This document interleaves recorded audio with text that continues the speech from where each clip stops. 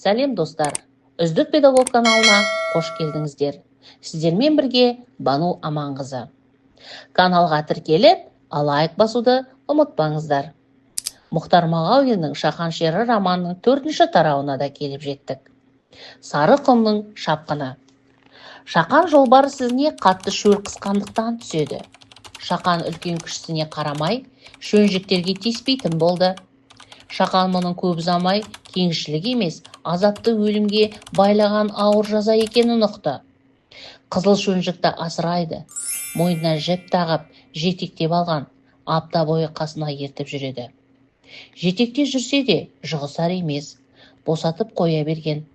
Бірақ бір ай бойы із қуып арттан жүреді.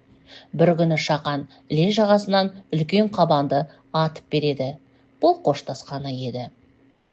Арада қаншама заман өтсе де, шөнжікпен Шақан кездеседі. Қызыл шөнжік Шақанды ұмытпапты. Бірақ тарпитын еді, бірақ тарпымады, боршаламады. Шақан бірінші рет көздегенде мүлт кетеді.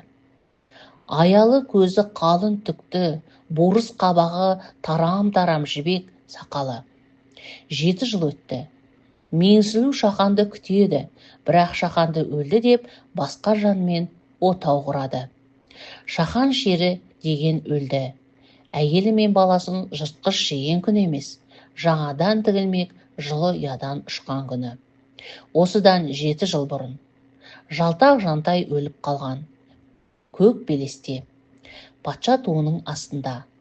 Тарғыл тонды тоқай мерген қара шитімен қапысыз ұрған. Шақан еліне қайтқанда алдынан кісен тосып тұрғанын білмеген еді. Мұндағы ұлттық құндылық. Автор осы шығармаға жыртқыш аңды образға алып, сол кездегі жағдайды суреттеген және қазақ халқының аңшылық өнерін көрсеткен. Бұдан түйген ой. Бұл шығарма оқырманға психологияға әсер етеді және ерекше үлгіде жазылған. Мұхтар Әуезовтің Көксерек шығармасына ұқсас. Тыңдағандарыңызға рахмет.